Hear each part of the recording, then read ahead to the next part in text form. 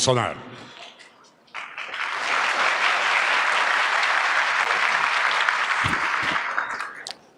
Bom dia a todos. Um governo que acredita em Deus, respeita os seus militares, defende a família e deve lealdade ao seu povo. Nada se pode construir sem a verdade, nem mesmo o menor núcleo da sociedade, que é a família. Hoje, são 31 de março. O que aconteceu nesse dia? Nada. A história não registra nenhum presidente da República tendo perdido seu mandato nesse dia. Por que então a mentira? A quem ela se presta? O Congresso Nacional, no dia 2 de abril de 64, votou pela vacância de João Goulart, com voto, inclusive, de Ulisses Guimarães. Quem assumiu o governo nesse dia? Não foi nenhum militar. Foi um deputado federal, presidente da Câmara, de nome Ranieri Mazzilli. Por que omitir isso? O que aconteceu no dia 11 de abril de 64? Tivemos eleições indiretas na Câmara dos Deputados, no Congresso Nacional, à luz da Constituição de 1946. E ali, com o voto também de Ulisses Guimarães, o Congresso, com quase 100% dos presentes, elegeu o Marechal Castelo Branco como presidente da República, à luz da Constituição de 46. E ele só tomou posse no dia 15 de abril de 64. E prosseguiu a história. Todos aqui tinham direito, deputado Daniel Silveira, de ir e vir, de sair do Brasil, de trabalhar, de constituir família, de estudar, como muitos aqui estudaram naquela época. O que aconteceu, imprensa brasileira? No dia 7 de outubro de 1984, houve um editorial na capa do jornal Globo, assinado pelo jornalista Roberto Marinho, Julgamento da Revolução. E ele expôs ali toda a verdade. E a história seguiu. Quem esteve no governo naquela época fez a sua parte. O que seria do Brasil sem as obras do governo militar? Não seria nada. Seríamos uma republiqueta. O que seria da agricultura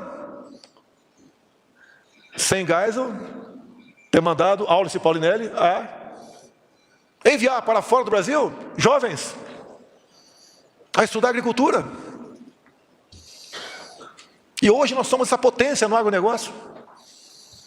O que seria do coração da Amazônia sem Castelo Branco? Assinou o decreto criando a Zona Franca de Manaus.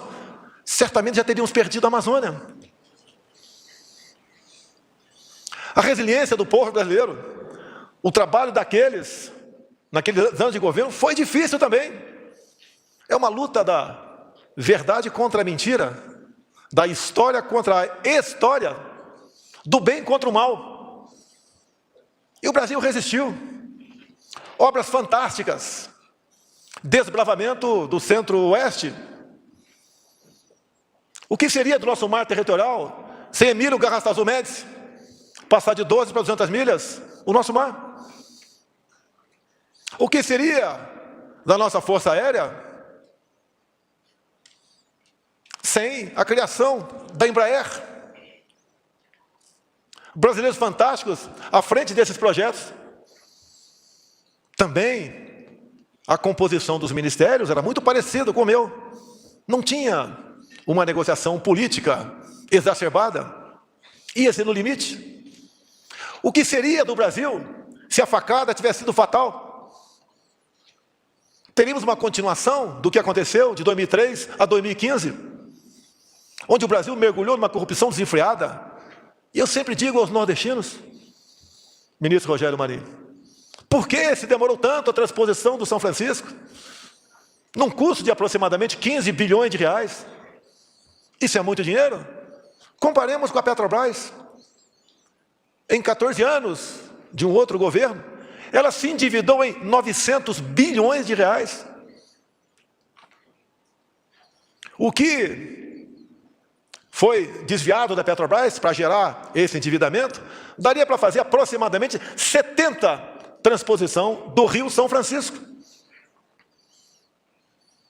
Tarcísio, o que seria do nosso Brasil sem a infra daquela época?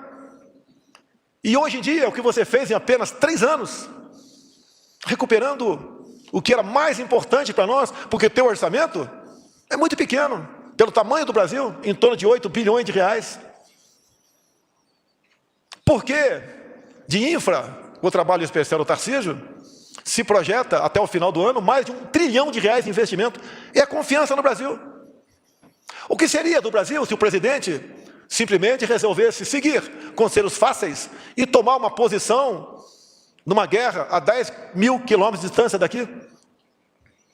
Talvez teríamos iniciado já, Marcos Monte, você que está assumindo a agricultura agora, a guerra da segurança alimentar, que tem um potencial para matar mais gente que todas as guerras do século passado, sem gastar um cartucho de munição.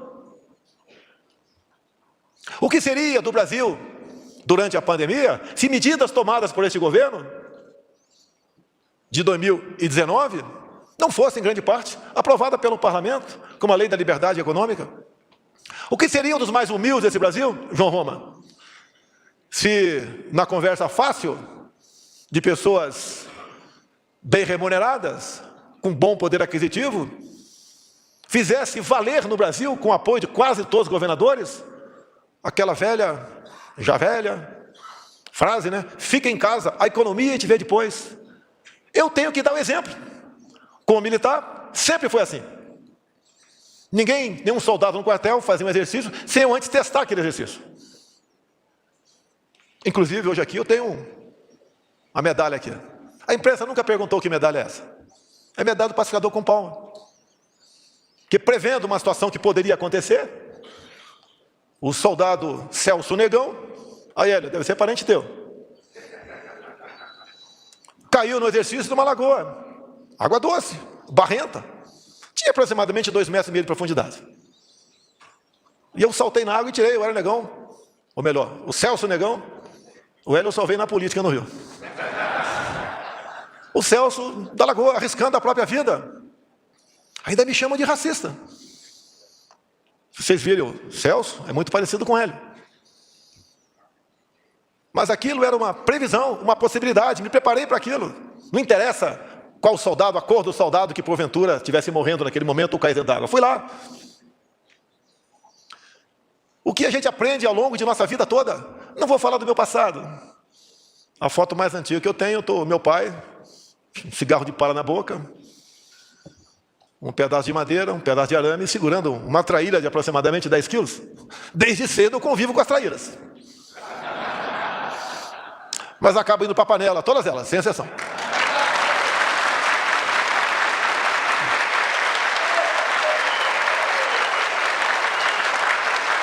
Naquela nossa época, quase tudo era difícil. Mas nós passamos. Tínhamos uma escola de qualidade, onde você respeitava o professor, se levantava quando entrava na sala de aula. Pelo menos uma vez por semana se cantava o hino nacional com a mão no peito. Até hoje eu trago isso comigo. Isso tem a ver com patriotismo, com o nosso país, com a nossa união. Quantas vezes aqui, alguns ministros, algumas autoridades com dinheiro, ricas, nada contra, eu quero que todo mundo seja rico no país. Eu não quero dividir riqueza, eu quero multiplicar. Falando, se der errado, eu vou para um outro país mais ao norte, ou vou atravessar o Atlântico. Olha, pessoal, esse outro país mais ao norte, esses outros atravessando o Atlântico, estão numa situação complicada. Aqui é o melhor país do mundo para se viver.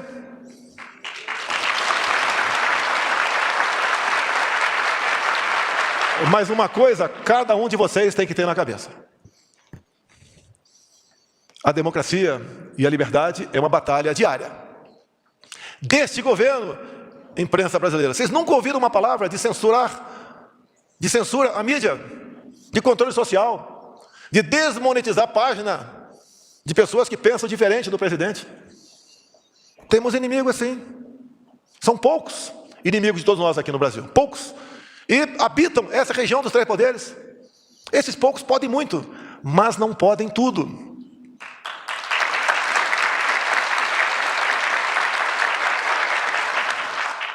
Não sou mais forte ou machão que ninguém. Quando você tem praça no exército, jurei dar minha vida pela pátria. Acredito que todos vocês aqui hoje juraram dar vida pela sua liberdade. Nós não podemos aceitar o que vem acontecendo passivamente. Ah, não é comigo, deixa para lá. Ele pode ser preso a qualquer momento, mas não é comigo, deixa para lá. Ele pode ter os seus bens confiscados, o seu salário retido. Ah, não é comigo, deixa para lá. Vai chegar em você. Olha só, hoje nós temos um presidente da República, chefe do executivo, que luta por transparência nas eleições. Proibiram duvidar de urna eletrônica. Se duvidar, eu caço registro e prendo.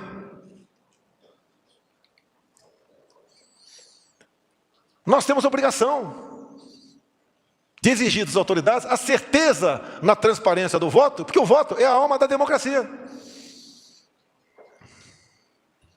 Sei da minha responsabilidade, mas sei muito bem de que se eu não decidir, todos sofrerão com isso, ou quase todos, que tem uma minúscula parte que vai se beneficiar. E eu aprendi desde cedo, nas minhas instruções militares, que pior que uma decisão mal tomada é uma indecisão. Você não pode ter ao teu lado conselheiros dizendo o tempo todo, calma, calma, espere o momento oportuno. Calma é o cacete, pô.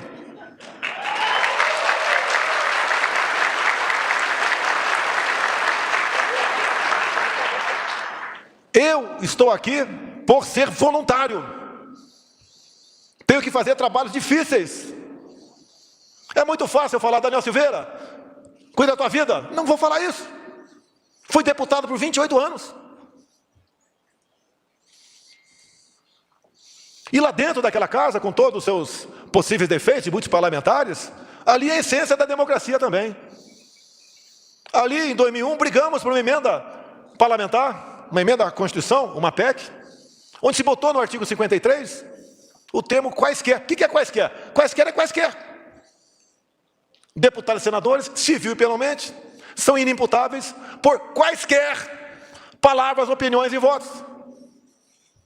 Tanto é, quando se fala em liberdade de expressão, o meu partido, que eu estou dentro do PL agora, entrou com uma ação no TSE sobre o show de uma Lula Palosa aí da vida, aí, que falou palavrões a meu respeito. Quando eu fiquei sabendo, liguei para o presidente, dei a minha opinião para ele, e ele concordou comigo. Retiramos a ação. Ou se tem liberdade de expressão, ou se não tem.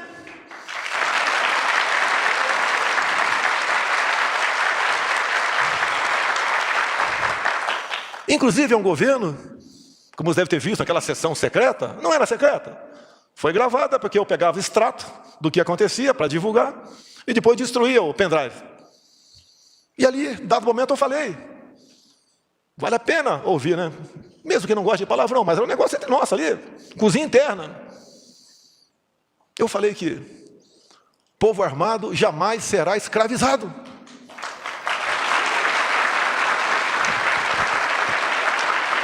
Por que um vagabundo pode ter arma? E um outro vagabundo defender roubo de celular. E está tudo resolvido.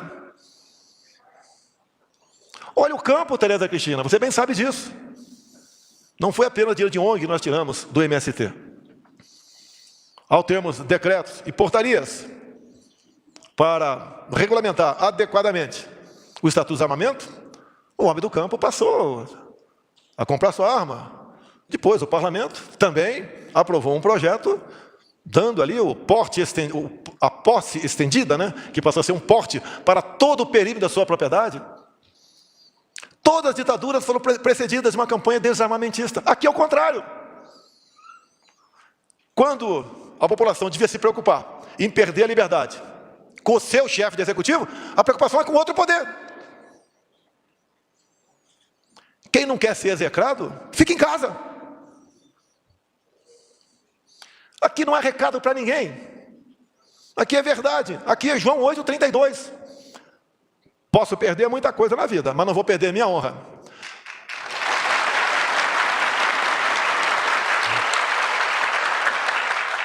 Eu não vou perder aquilo que é fantástico para mim, como é para o Neymar quando faz um gol.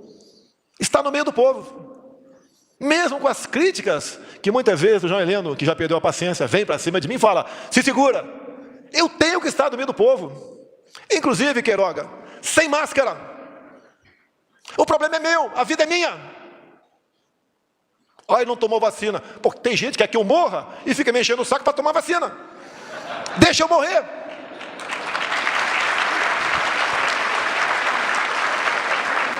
Agora eu vejo a imprensa envergonhada. Olha, ninguém sabe o que aconteceu na África. Pouquíssimas mortes por Covid. Olha, imprensa, o pessoal da África subsaariana, para combater a cegueira dos rios, eles tomam ivermectina. E para combater a malária, eles tomam hidroxicloroquina. E uma puta de uma coincidência, isso serve para combater o vírus. Estou respondendo o processo por isso. Um ministro que não tem o que fazer, deve ser um desocupado, fica o tempo todo me processando.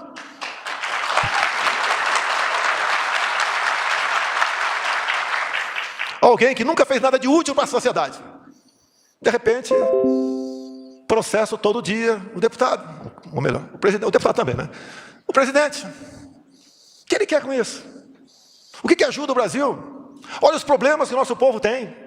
Se não é a gente entrar com auxílio emergencial, como estariam os 68 milhões de pessoas que receberam auxílio emergencial? O que nós evitamos com isso? Evitamos saque a supermercado, desordem, caos.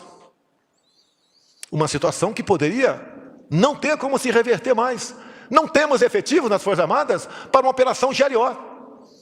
Para o tamanho desse Brasil, salvamos o Brasil desse caos. Ajudamos os mais necessitados. E olha o que foi gasto de auxílio emergencial em 2020. O equivalente a 15 anos de Bolsa Família.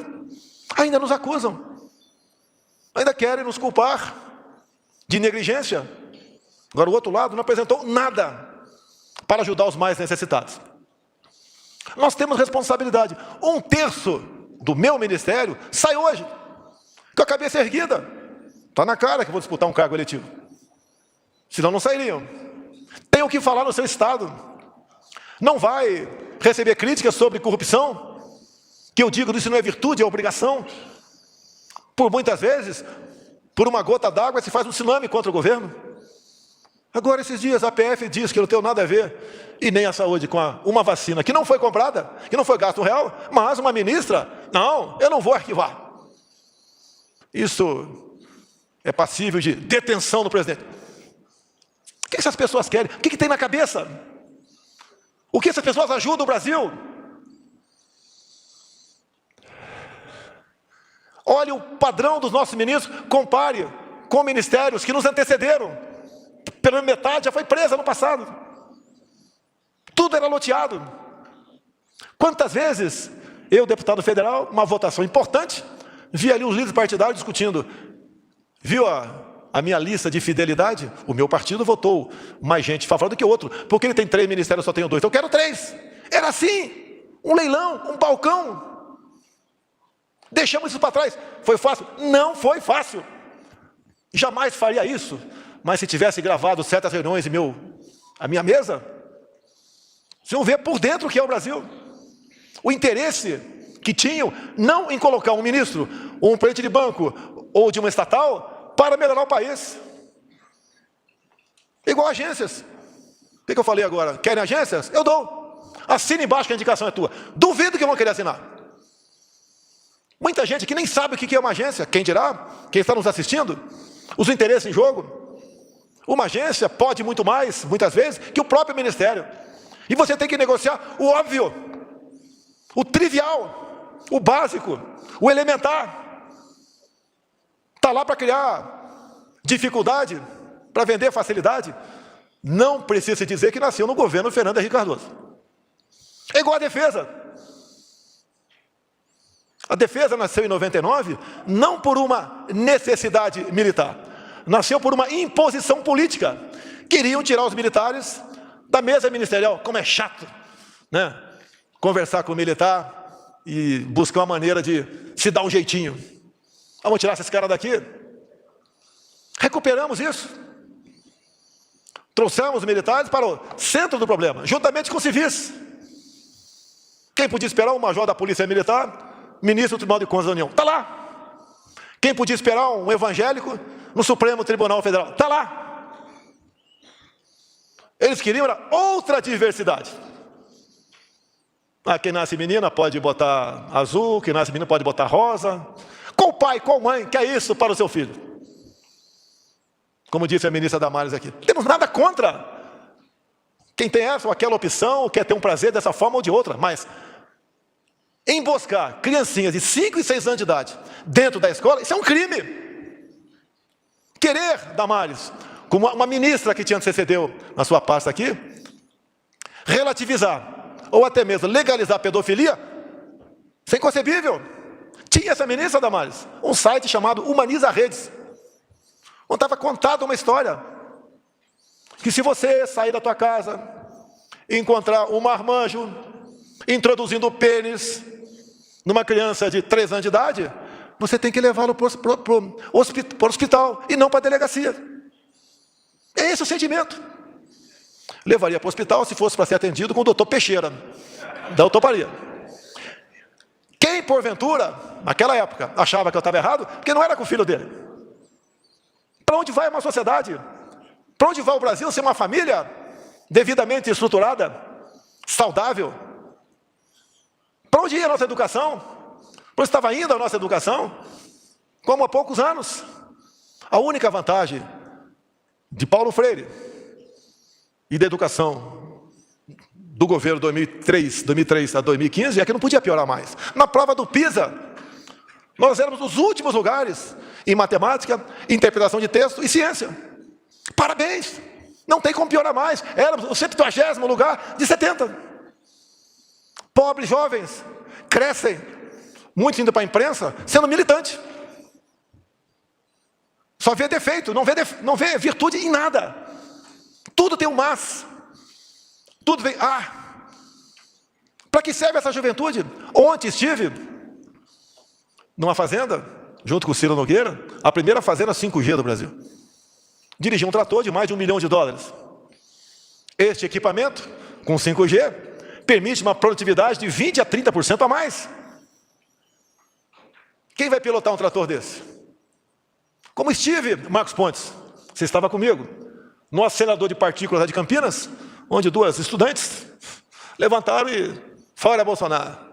Eu segurei a segurança, né? Segurei a segurança, calma. Eu saio daqui agora. Me responda. 7 vezes 8. Não responderam. Eu dei uma segunda chance para ela. Segunda época. Raiz quadrada de 4. Não responderam. Até que se respondesse 2, estaria errado. O certo é mais ou menos 2. Talvez alguém aqui se equivocasse. Mas o que esperar de uma juventude dessa?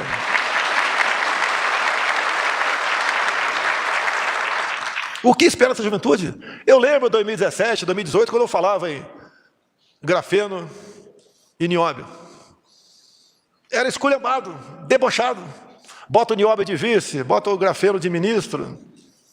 Eu andei pelo Brasil, fui lá em Miracatu, ver as montanhas de grafite daquela região, e encontrei buracos que não eram de tatu, geometricamente localizado. Perguntei, quem é que fez esse trabalho aqui, para os caboclos?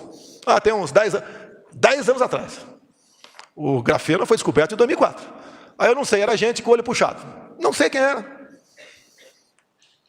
Olha, hoje em dia, quando se fala em grafeno, eu não vou discutir com o Marcos Pontes isso, é o único material biplano.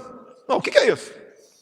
Uma menina formada pelo IME, Tarcísio, projetou, está na prancheta, uma tela de grafeno para dessanalizar a água do mar. Sabe onde ela está hoje em dia? Fora do Brasil.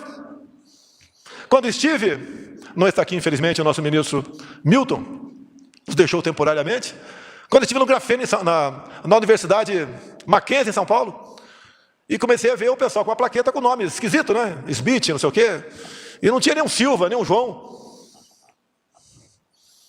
Daí eu vi uma menina, Hélio, a cor da tua pele. Eu falei, essa deve ser brasileira. Eu falei, boa tarde. Ela respondeu, boa tarde. Ela era de Angola. Quem estava bancando essa menina lá? Era o seu país ou quem está dominando aquele país? É quem está dominando aquele país. Depois, Braga Neto, conversei, tinha o pessoal do Exército também lá. Sempre as nossas forças armadas, Marinha, Exército, Aeronáutica. Sempre. E, logicamente, não vou perguntar o que estão fazendo aqui, né? O cara pode falar, eu vim passear. Não. Qual é a atividade principal aqui? Estamos estudando aí a blindagem de veículos com o grafeno. Que quase tudo que está na área militar vai para a civil. E qual a vantagem disso tudo? Bem, é uma blindagem mais resistente com um peso, em média, 80% menor. Ou seja, para o carro de vocês, que é com carro blindado, em vez de ter 300 kg de blindagem, pode ter 50, 40, 30. Uma economia enorme de combustível com grafeno. Estamos chegando lá, inclusive com spray para blindagem. Inclusive com roupa, esse terno aqui poderia ser de grafeno e a prova de bala. Inclusive para cabos de elevadores. Olha a economia com o peso dos cabos para o peso do grafeno, onde um barbante levanta um elefante, onde um grama cobre um campo de futebol. Há questões do nióbio também, fantásticas. Há questões desses dois materiais, quando se pulveriza plantações de amora para que o bicho da seda faça uma amora com grafeno, ou o nióbio, onde, aí com o Marcos Pontes, revestimento de cápsulas, né? Como esses supermísseis, supersônicos são feitos agora, eu não sei. Com toda certeza, de nióbio, tem de visto o seu ponto de fusão, nós de 2.500 graus Celsius. E o Brasil? Estive aqui, eu vou para o encerramento. Estive aqui no início de 2019, um cientista russo, que havia descoberto o grafeno. Em dado momento, temos gravado, ele autorizou. Ele falou, por que vocês fazem isso com a sua pátria? Por que vocês vendem commodity? Isso vai faltar para o neto de vocês, para o meu neto também. Por que não se agrega valor a isso? Por que se vende a mina de Catalão a um outro país? Por que se quer negociar a mina de Araxá com outro país? Por que não se explora na região de Seis Lagos este material agregando valor com outro país? Eu procurei outro país. Estamos em tratativas ainda? Eu tenho que procurar um país bélico nuclear para discutir esse assunto. Senão o mundo cai na nossa cabeça. Se bem que agora, Tereza Cristina, a pressão ambiental vai diminuir. Afinal de contas, a Europa quer acabar com a história de terras para descanso. Porque sabem que a guerra pela segurança alimentar está aí. Não é apenas energia, está aí. E nós aqui temos tudo para sermos uma grande nação, para sermos exemplo para o mundo. O que falta? Que alguns poucos não nos atrapalhem. Se não tem ideias, cala a boca. Bota a tua toga e fica aí. Sem encher o saco dos outros. Como atrapalham o Brasil? Tereza, ministro Bento não está aqui? O decreto das cavidades. Por que segurar isso? A Tereza Cristina procurou em 2019, para encerrar. Olha que ponto está o nosso Brasil. Tem muita coisa a falar. Ela ficou, ela é baixinha, né? Muita coragem, mas ela é meio franzina. Presidente, tinha que assinar um decreto aqui, revogando outro decreto, mas o senhor vai apanhar muito dos ambientalistas. O que é isso, Tereza? Você sabia, presidente? Eu não sabia. Que é proibido plantar cana-de-açúcar no estado do Amazonas? Eu não sabia. Assinei o decreto revogando isso. Não podia plantar cana-de-açúcar no estado do Amazonas. Será que alguém quer transformar a floresta amazônica num canavial? O que adianta nós termos na foz do Rio Madeira um potencial enorme de potássio se não podemos explorar? O que adianta, Ciro Nogueira, você que é do Nordeste, Gilson também, ter lá um potencial hídrico incalculável no Vale do Rio Cotinga e Roraima, se você não pode fazer uma hidrelétrica ali, uma não, várias hidrelétricas, que pelo volume do rio e pela cota 600, você consegue energia limpa para todo o norte do Nordeste e para toda a região norte. Em vez de fazer o leão de Tucuruí, de Manaus para Boa Vista, vamos ao contrário, de Boa Vista para Manaus. E os ambientalistas nada falam do consumo, até há pouco tempo, de mais de 1 milhão de litros de óleo diesel para dar energia elétrica para o pessoal de Roraima. O que falta a nós? Para que Cancún?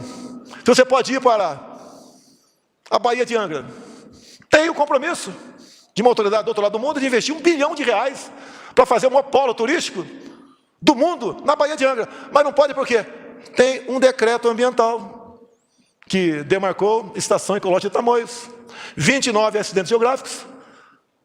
No raio de 1 quilômetro, não pode fazer nada. É revogar o decreto. Decreto ambiental, quem revoga é lei. Dificuldade. Não quero culpar presente em nenhuma casa. Dificuldade dos interesses mais variados que existem nas bancadas, ou até mesmo individualmente.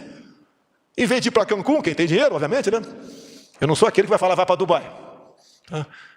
Poderia ir para a Baía de Angra. Vá para a Baía de Angra e ganha uma multa. É o chavão, como eu sempre dizia no Rio, né? Conheça Niterói e ganha uma multa de trânsito. Nós temos tudo aqui, tudo. Ninguém tem reservas minerais, terrenos, áreas férteis, ninguém tem turismo, ninguém tem um mar territorial como esse para pesca, que inclusive o Jorge Seife também está nos deixando hoje, buscou junto ao Supremo e conseguiu, dado o perfil do ministro, né, revogar uma lei do Estado do Rio Grande do Sul sobre mar territorial. Era proibido fazer pesca de arrasto. Proíbam, mas proíbam também o gaúcho de comprar camarão que vem da Argentina, que não era pescado ali no Rio Grande do Sul, Onix, mas o camarão migrava para o sul, ia para a Argentina, era pescado lá e vendido no Brasil. Conseguimos revogar isso daí, voltou a funcionar a pesca. Um trabalho fantástico feito pelo Jorge Seife. Fantástico. Eu não sabia, confesso, da grandiosidade da pesca. Que inclusive o Jorge Seife tem negociado com o presidente do Paraguai criar tilápia no lago de Itaipu. Vamos, caso o parlamento paraguaio concorde, é outro problema, né? Nós vamos aumentar em 40% o pescado no Brasil. É uma secretaria que merece voltar ao status de ministério. O Brasil é fantástico. O seu povo não é demagogia, é fantástico também. Não temos uma briga da direita contra a esquerda, temos do bem contra o mal. E o bem vai vencer.